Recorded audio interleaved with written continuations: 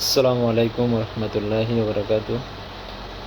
গতকাল যমুনা টেলিভিশনের উপস্থাপিকা রোকসানা নিকোল এবং জামাতে ইসলামীর আইনজীবী শাহরিয়ার কবির স্যার, তো ওনাদের দুজনের মধ্যে যে মুজিববাদ নিয়ে বা মুজিবকে বিশ্বাসঘাতক বলা নিয়ে যে একটা পরিস্থিতি তৈরি হলো, তো সেটা আসলে অত্যন্তই নিন্দনীয়। আসলে আপনি একজন উপস্থাপিকা হিসেবে সবসময় নিরপেক্ষ থাকা প্রয়োজন। কিন্তু আপনাকে খেয়াল রাখতে হবে আপনি একজন উপস্থাপিকা সবসময় নিরপেক্ষ থাকবেন। আপনার নিজস্ব আইডিওলজি, নিজস্ব মতবাদ, নিজস্ব পছন্দ অপছন্দ থাকতে পারে, সেটা কোনো ম্যাটার না। সেটা নিয়ে কেউ আপনাকে প্রশ্ন তুলবে না যদি আপনি সেই প্রশ্নের সম্মুখীন না হন।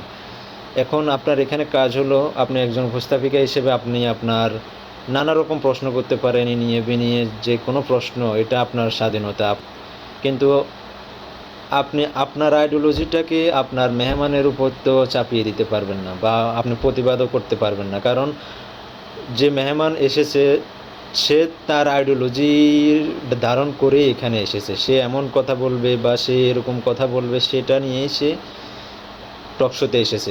সে যদি কোনো ভুল বলে বা কোনো খারাপ কথা বলে, সেটার ডিফেন্ড করবে বাকি অন্য সদস্য, টকশোতে যারা মেহমান এসেছে তারা, যদি কোনো ভুল কথা বলে থাকে। কিন্তু আপনি উপস্থাপিকা হিসেবে সেই কথাকে নিয়ে অন্য মেহমানের কাছে নিয়ে দিতে পারেন যে ব্যারিস্টার শাহরিয়ার কবির সাহেব এই কথাটা বললো, এটার সাথে কি আপনারা একমত কিনা, বা আপনি এটাকে কী মনে করেন, এভাবে বলতে পারেন। কিন্তু আপনি যেভাবে মুজিবকে নিয়ে আপনি একটা খারাপ আচরণ করলেন, যে এটা আসলে ঠিক না।